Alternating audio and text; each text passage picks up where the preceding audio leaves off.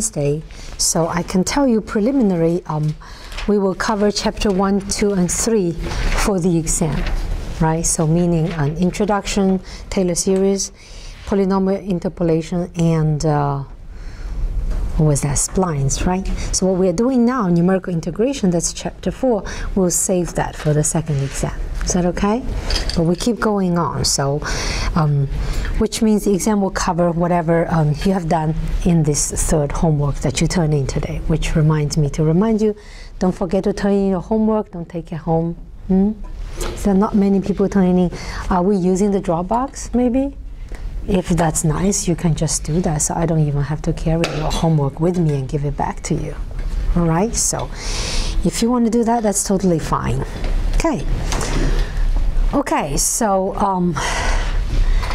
we are doing numerical integration. This is a pretty big chapter. Always first lecture is nice and easy, and the second one is okay, and third one gets not so okay, and the method evolves and gets more and more complicated. Okay, but what I wish to give to you that it will stick with you even way beyond this class will be to see that in the core there is a simple idea. You see, I can do something, you get an idea, and then you apply this idea into different situations. Say our idea is use polynomial, cut it into small intervals, right? It's a nice little idea. And then you plug it in, and then you see a little idea goes a long way. But as the situation gets complicated, you see you run into lots of heavy computation and so on. So maybe you have heard of the expression, the devil lies in the details, right? Getting an idea is not enough. You have to have strong foundation, good with your algebra, you can manipulate without mistakes to reach the goal with that idea. Okay, so hopefully we can get both of these in. Right, okay, so polynomial interpolation is the core for all these few chapters we'll be covering right now. Okay, so we have not finished trapezoid rule, actually. So last time we derived it and we took an example. We looked at how to code it in MATLAB. And now, today, we'll have to talk about what you think we need to talk about.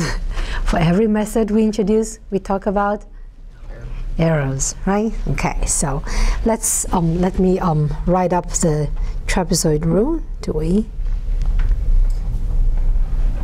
Okay, so we have this IF, the integral of the function f, and then this is approximated by the trapezoid rule approximation for the f and h, right? And this, for the uniform grid, we know this is h of f at x0 plus f at xn over 2 plus summation of f xi, I from 1 to n minus 1. Okay, so that's something we derived last time. Okay, so we're going to look at arrow today.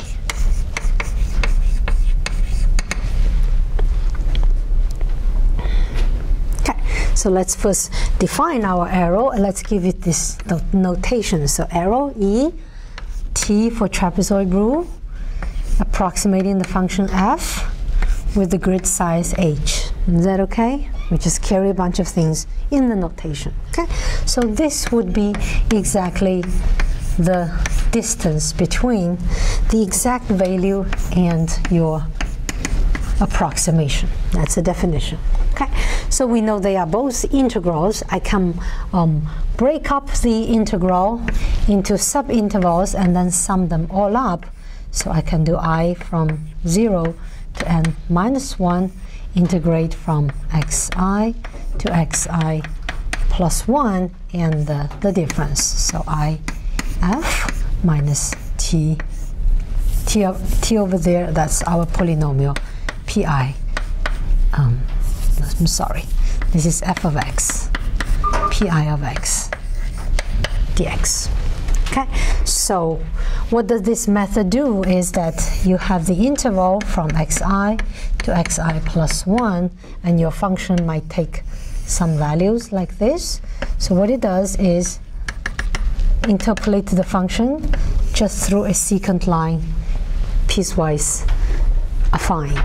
Okay, so this is your f, and this is your pi of x over there. So you see what will be the arrow? This little term here is the arrow generated on this little interval, right? By approximating f with p. So in this graph, you see the distance between them will be the arrow. So integrating over that will be your arrow, right? So if you look at the absolute value of arrow, then will be the area between the two graphs, okay? Here we carry a sign still, okay? So let me call this a name. So it gets a bit heavy, the notation. So this is the local arrow for trapezoid rule on the interval number I for function f with grid size h. Is that okay? I just carry another I there. Okay, so let me put the summation. So I was summing over all of the intervals. Okay. So we need to nail down this so-called local arrow on each subinterval, and then you add them all up, and then you get what's called the total arrow. Okay. All right, so how can we find the local arrow?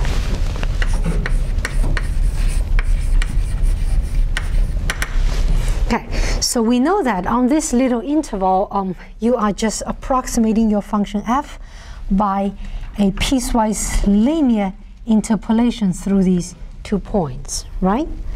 So we already have the polynomial interpolation. Polynomial interpolation with piecewise, with a linear polynomial, we have the arrow estimate. So f of x minus pi of x on interval number I. Anybody remembers what's that arrow form? We spent a class proving it. So this is polynomial of degree 1, so n equals to 1. The formula begins with 1 over n plus 1 factorial, right? So 2 factorial, so it's 1 over 2. Is that right? And it's multiplied by the second derivative of f. At some point, xi lies on the interval between xi and xi plus 1. So let's give it an index, right? And what comes after is this product term, is it? Do we remember? What's in the product? So it's x minus the 2 points that you are interpolating, isn't it? xi, x minus xi plus 1. Is that right? Now, if I can memorize this formula, so can you. I have horrible memories. I turn around, I don't remember anything I just said. But we run into it so many times, it got stuck in my head for this period of the semester. Can we memorize it? Is it bad? All right. Okay, so you know that arrow, but then this arrow is the integral of it, so we can integrate. So et I f h would be the integral of this from xi to xi plus 1. Then I see this is a constant, so let me take it out because I don't have to integrate it, right? And then I integrate from xi to xi plus 1, this polynomial. It's actually a quadratic polynomial in x, isn't it? What I'm integrating, just x squared plus something times x plus something, isn't it? So can I give you the final answer for that integral, or you want to see me working it out? Your pick. Because there will be a couple of other integrals. How about I do one and then the others I don't do, and say you work out the details. Is that okay? So the answer to this one then. You prefer this one? It's just a polynomial, yeah. Yeah, there will be 3 other polynomials. So can I just give you all? Yeah. You don't want to see me work it out, right? Okay, so integrate this. What do we get? It gives me actually -16 h cubed. That's this integral is. Okay, so I'll tell you, work out with detail. This is negative 1 over 6 h cubed. So this whole thing will be negative 1 over 12 h cubed f double derivative at psi I, for some psi I. Okay? Are we okay? All right, now I have the total arrow.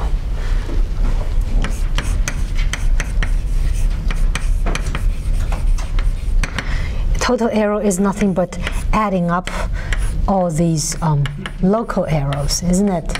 So I have to sum my local arrows up through all i's, which is I from 0 to n minus 1 of that thing, and I take out these constants because they have nothing to do with I, they can stay out, and only the f double derivative psi I has an index I in it. Am I okay? Okay, now I'm going to play a little trick because I want to understand how big is that term, what order, magnitude. I need to know a bit more. So what I will do now is I multiply this expression by 1, but I write my 1 in a very fancy way. Okay, I'll write my 1 as like this, 1 over n times b minus a over h. Do you agree that those two terms multiply, I'll get 1? We know n times h, number of interval, length of subinterval multiplied the length of your big interval, right? Agree? Okay, after I've done that, I am going to group this 1 over h with the summation sign. So I look at them together. So look at in that bracket, what am I computing? I'm computing n different values of f double prime at n different points. After I add them up, I divide it by n. What will I get? What do you think? I add up n numbers, and then I divide it by n. What do I get? The average, isn't it? So this would give me some kind of a average of f double prime, so not exactly the real average, some kind of average on the interval from a to b. Is that right? So we assume f is in C2, meaning the second derivative of f is a continuous function. So if you have a continuous function, you sample it at n points and find the average by the extended intermediate value theorem. So intermediate value theorem is taking 2 points, the midpoint you have xi. This is extended. You can say there exists, I'm sorry I'm going so low. So there exists a psi on the interval from a to b that your function takes this average value. Okay? Can you buy that? This, the whole thing equals to f psi. This average equals to that. Okay? Is the average.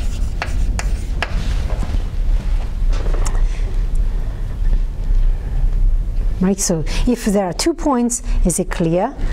Function, you take the function value at 2 different points and you find the average, then there is a psi that the function would take the average value, right? Now I just have n points. Okay? You can, if you really want, you can prove this by induction. All right? Okay, so simplify a little bit. The h cancels that. I get a 2. So I can write this out. Now I have, let me repeat here.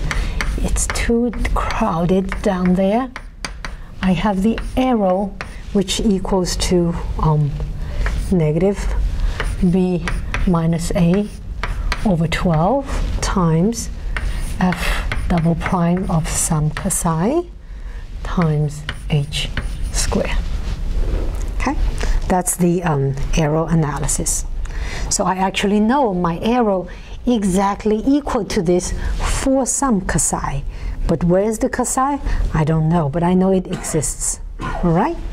So they're kind of not very useful, so we can have an arrow bound, which will be better.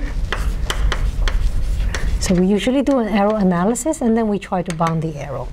That is, I try to find something that bounds my arrow, so usually it's in the absolute value. sign. So that's a constant, b minus a over 12. Nothing I can do about it. And I don't know about psi where it is, but I know psi lies between a and b. So I can replace this by the biggest it can get and get an upper bound, right? So this becomes the max of absolute value, f double prime of x, x between a and b. Is that okay? And then I have h squared. So you're guaranteed that your arrow will be smaller than the expression here on the right. Right? So look at in the arrow bound. b minus a over 12 is a number, nothing you can do about it, right? This is the infinity norm of the function second derivative. It's a property of the function. It's given. Nothing you can do about it. This h is the grid size. That's for you to choose, right? You can make h small, then your arrow will be small, right? So let me ask you, from the analysis we have done so far, if I have an arrow bound like this, what would you say the order of this method? What do you think that will be? And where would I find that information? Is it first order, second order, third, or where is it that I can tell? Second. Because? H squared. Yeah, so that's a second order method. Is it clear? There will be other method that's higher order. Okay, we will talk about that soon. Okay, so before we move on, let's take an example. Okay, so kind of a digest a little bit this arrow bound. Okay, and this is example number 2. So what I want to do is the following. I want to compute an integral. This is just for fun. Okay, if you think it's fun, I integrate from 0 to 2 e to the x dx. And I want to approximate this by trapezoid rule.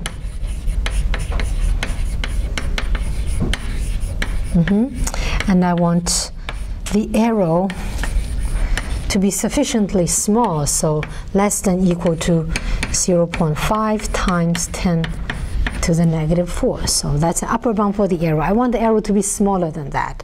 So you know you can achieve it always by making the interval very small by taking many, many points, right?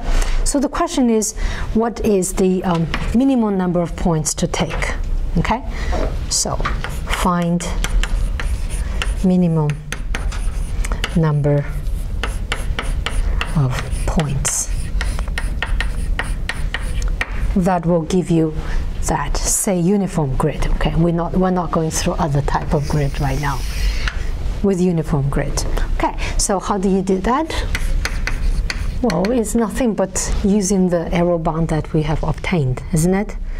If we can figure out what's on the right-hand side for my problem, and then we require the right-hand side here to be less than the tolerance that's been given, and find out what h will make that happen, then we're good, right?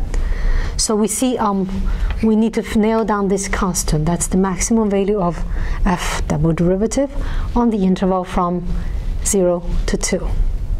Okay? So what is my f? Well, here I have chosen a very nice f, which means you can differentiate it as many times as you want and you get the same function back. Okay, not many functions can do that. This is a really special function. And what will this number be? Maximal of f double prime of x on the interval from 0 to 2. Where would it achieve its maximum value on that interval? E squared, is that right? At x equal to 2. Yeah. Okay. So, yeah. Have you guys heard of the joke of the exponential function? I told it in the other class. I felt it's not fair that you don't get to hear it. Anyone has heard of it? The exponential function? No? Okay, a little bit background, so let's hear it. It's halfway through, it's good to take a break. So these, we call them functions. So in math, we like to call lots of things you do an operator. You integrate something, we call it an integral operator. If you differentiate, it's called a differential operator, right? So you know, usually if you're a function, say you're a polynomial, you can afford to run into a differential operator only limited number of times. You're a polynomial of degree 3, you run into a differential operator 3 times, you become a constant, then you have to hide, because if you run into again, then you're a 0. And then mathematically, the term says the function vanishes, right? So if you're a polynomial, you'll be very afraid of a differential operator. So legend says, one dark night in the most dangerous corner of the town, a function meets a differential operator. So differential operator says, get out of my way or I will differentiate you again and again until you don't recognize yourself or you vanish.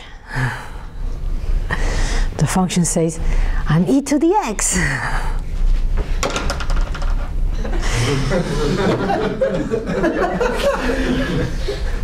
So you know, at the party full of math professors, we have lots of great jokes. Hold your laugh. There's a sequel. You have taken 251? All right. 230, right? Okay, you appreciate that. So that function, so confident, the second night, he roams in the city just feeling brave. And then again, in another corner, really dark, he heard a booming voice. I'm a differential operator, get out of my way. Or I'll differentiate you again, and you don't recognize yourself. So with the success of the previous night, the function says, I'm e to the x. The differential operator say, ha ha, I'm d over dy. Too bad. Okay. You've never heard of that joke? Surprisingly, no. You make sure your audience know about e to the x and partial derivatives. It's a great joke. Okay, back to where we were. What were we doing? We need to find the arrow band. No, we need to find the number of points. Okay. So by arrow band, I forgot what I was doing.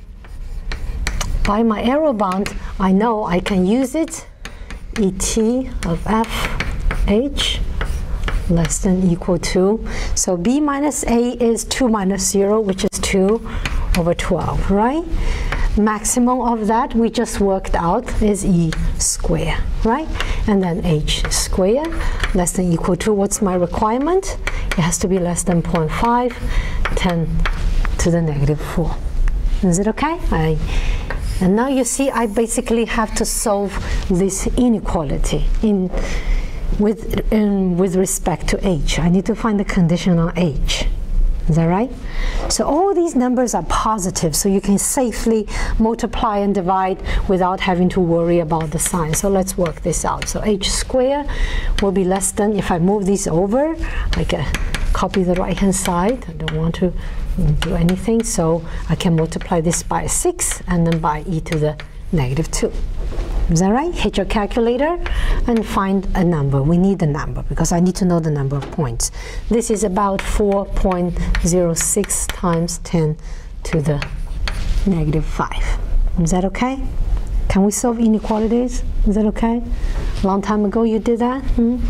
So I have h less than equal to, take a square root of this, it gives me about 0.0064. Right? So that tells me the interval shall be less than that. Okay, so I assume I do uniform grid. How is h related to n? N will be the number of intervals. Doesn't h equal to b minus a over n, which is 2 over n? So this gives me 2 over n less than 0.0064. Is that right? So now I nail down my n. N shall be bigger than or equal to, I just switch them, 2 over 0.0064. So hit the calculator.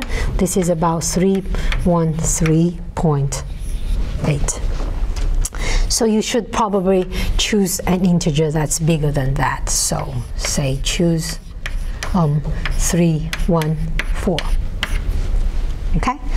But to be really, really picky, n is the number of the intervals. This h has to be longer, otherwise it looks like n. So the number of points actually equals to n plus 1.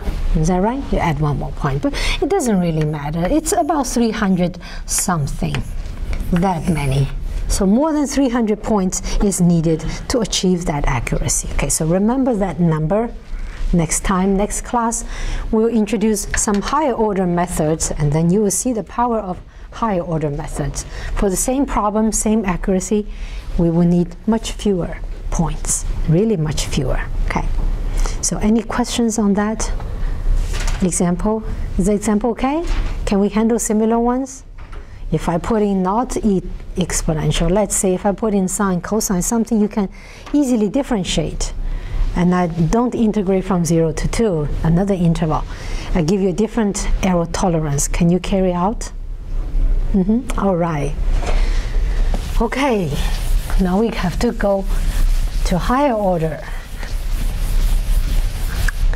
So, trapezoid rule using piecewise linear.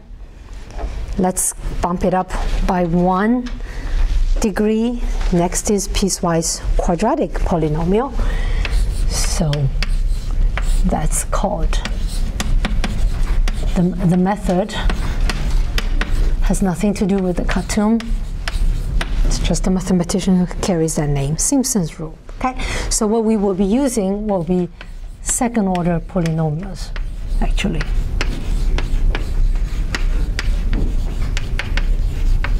On each interval. So you know you are still using the basic setup, that is using polynomial to interpolate your function on the small subintervals. So if I have a polynomial of degree 2 now, how many points should I interpolate?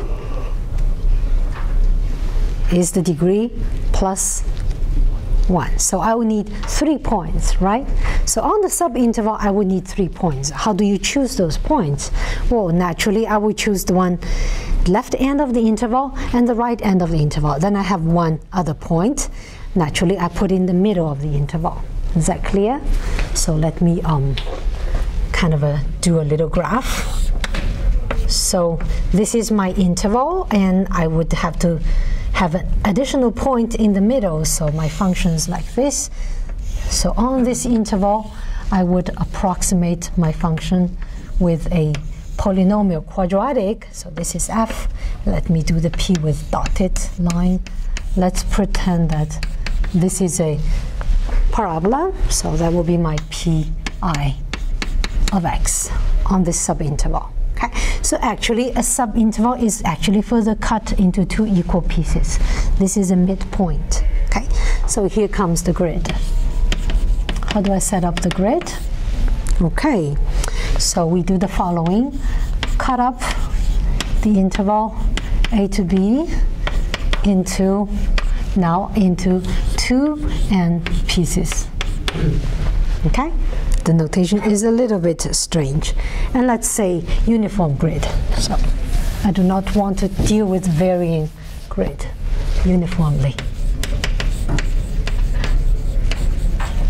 Okay, so what does it mean? Okay, that means I can say x0 is the A and x2n is B, and h actually is half of the size of the subinterval. Okay, this is h, this is h. So h will be b minus a over 2n, right? And x2i plus 1 minus x2i is h. Okay, so I will be using this 2i so that for each I, it will indicate an interval. So this will be x 2i, this will be x 2i plus 1, and this will be x 2i plus 2. And that's subinterval number I. Is that okay? So it's just a way of writing it. You could choose to say this is xi, this is xi plus 1, and call the middle one xi plus half.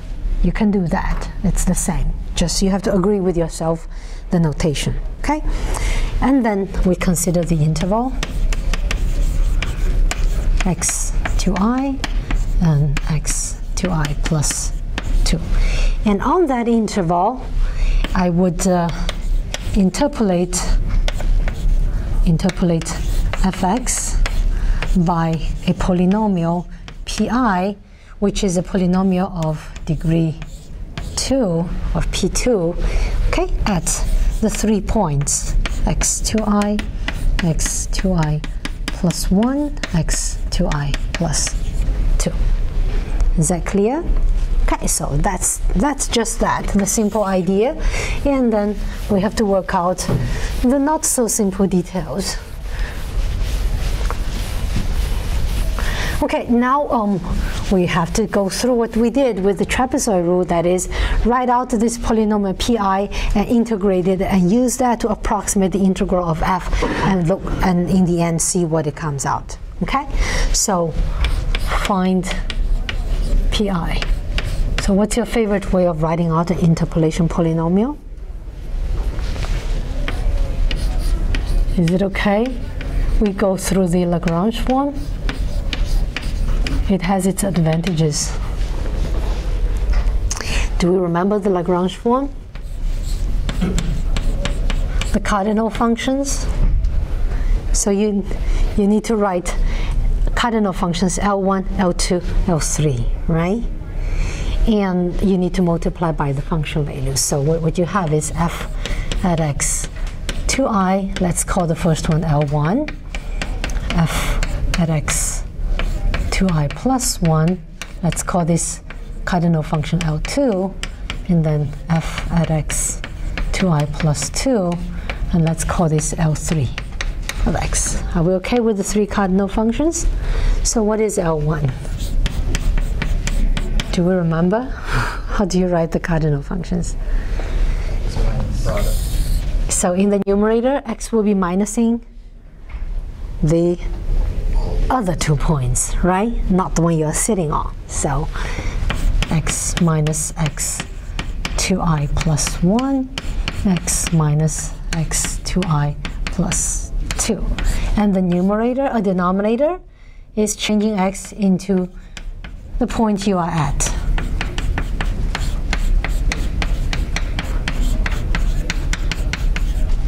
Is that right?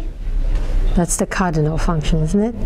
So for this problem, I actually know the denominator, because this minus this is negative h, this minus this is negative 2h, isn't it?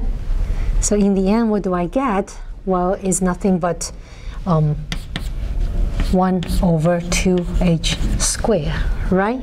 And then the polynomial x minus x to I plus 1, x minus x to I plus 2. Would you be able to write out the second and third cardinal function? Would that be okay? L2 of x will be, so let me skip this step, so it will be x minus x to I, x minus x to I plus 2, right? And in the denominator, it will be putting x into 2I plus 1, the point you are in, and then you will get a negative h here, and then you will get a, no, this gives you a positive h, this gives you a negative h, right? So in the end, what does it give you? Negative 1 over h squared. I just skip a step. Are we okay? If it confuses you, work out the detail after class, make sure you know it. And then L3, well, the denominator is the same as L1. It's 2h squared, and I have x minus x to I, x minus x to I plus 1. That's the third cardinal functions. Okay, so it's a lot of writing. So we will do the following. Integral from x to I plus 2 of f of x dx is now approximated by the same integral, but for the function pi. Okay, So if you want to integrate this pi, you could just integrate each term and add them up. In each term, that's a number, so you basically have to integrate these cardinal functions, right? So we need that piece of information. So that's what I said at the beginning, the other three integrals. Since you didn't care about the first one, I assume you didn't care about these either. Can I give you the answer?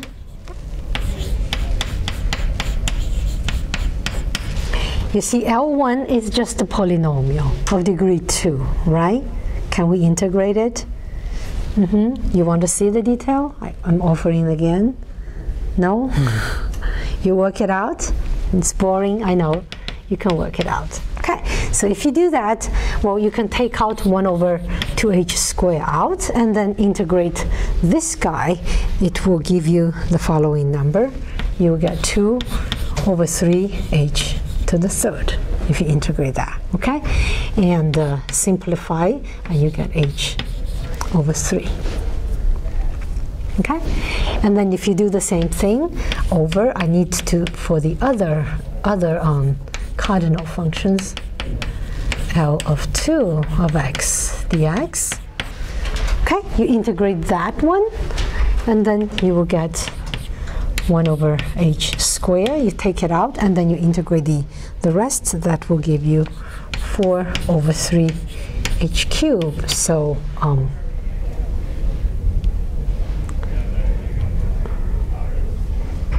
yeah, is that right? Yeah, that's right. So I get 4 over 3 times h. And then the last one, x2i to x2i plus 2 of L3 of x. You can choose to work it out, or you can choose to observe that it's symmetric to the first one. The integral is the same. The area below is the same. So it's just h over 3. Okay, you can work it out. Okay, so with those numbers in our hand, we can write out. So this now equals to the following. This would equal to f at x 2i times, how about I take out h over 3? H over 3, I take it out. I have x 2i plus, and then the middle one is 4 times f x 2i plus 1 and f at x 2i plus 2. That's the basic building block. On each subinterval, this is how you approximate that little integration. Is that okay? It's very simple. It's kind of, you have a stamp. It's 1, 4, 1. The one in the middle carries a heavier weight. It's multiplied by 4. And the 2 at the side is just multiplied by 1. Then you add them up and you divide it by 3. Okay? Some kind of an average, actually. Okay. So once you have that, then you can have the whole thing. So the integral of f, integrating from a to b, will be just adding all these up. Let's call this a name. So S stands for Simpson's rule for the function f with the interval length h. Okay? And this is simply by adding up all of these. So I from 0 to n minus 1, and you take that. Okay, so I always forget to leave some space because h over 3 can go out. That's a common term for everybody. I take out, and then what I have here is what I have in the bracket. So may I cheat and say it's just this guy. You copy it down here, and then you have to add them all up. And that's the Simpson's rule. Is it clear what it does? Okay. So we'll go through one little piece of information that is something similar to what we did in trapezoid rule, is to build up efficiency in your program. That is, if I code this as it is, going through a for loop like that, I'll run into evaluating the function at the same point multiple times, which is very expensive. So I try to avoid that. I minimize function evaluation. Okay, so I will do a count and see if a function is counted twice, and then I'll just evaluate once and multiply by 2. Okay, so let me draw this kind of a line, and let's say that's x1, x2, x3, x4, x5, x6, x7, x8, and let's say at the end I have x2n, x2n minus 1, x2n minus 2. Okay. So think I equals to 0. What do you have? You're considering this little interval, right? And I know h over 3 is out. I'm just looking at in the bracket. So x0 f of it is multiplied by 1, and the middle one is 4, and the one on the right is 1. So let me write this number. 1, 4, 1. That's the function evaluation will be multiplied with. And then increase I by 1, then I'm on this interval, right? Is again 1, 4, 1, the same distribution. So this value is counted once, this value counted 4 times, and this value counted once. Do we see? This value is computed here as well as here. You don't have to do it twice. You can just figure out it comes twice, all right? And then I equals to 2, I'm in this interval, and then this is 1, this is 4, and this is 1. Okay, and move one more time, that's multiplied by 1, that's by 4, and that's by 1. And then by 1, and by 4, 1, and so on and so forth. Oops, until you reach here. So this would have been counted once by the previous interval. And then the last one will be 1, 4, 1. Okay? So these 1 and 1, you can lump them up and say that's 2. This 1 and 1, that's 2. This is a 2, and that's a 2.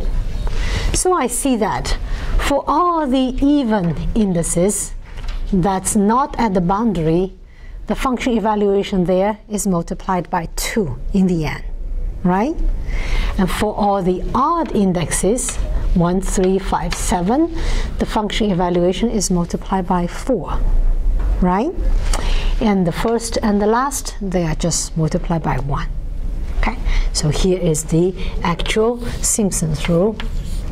That's the way you should code it. Okay, so h over 3 comes out, and then I have f at x0 plus f at x2n. The two endpoints, nothing I can do, they're just 1.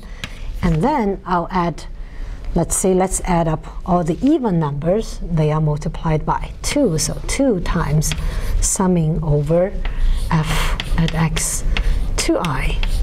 The interior ones, so I will run from 1, which give you 2, all the way to n minus 1. Okay? And then finally, all the odd indexes is multiplied by 4. So I have 4 times summing over f at x2i minus 1. That will give you all the odd indexes, right? So the first one is 1, so that's where I is 1, and then the last one is 2n minus 1. That will be n. Let me see. Let me don't mess up with the index. From 1 to n. Yeah. And then the last one will be 2n minus 1. That's that one. So that is actually what you will be coding in MATLAB. Okay? This is the actual form. So that's the Simpson's rule. Is that okay? Any questions?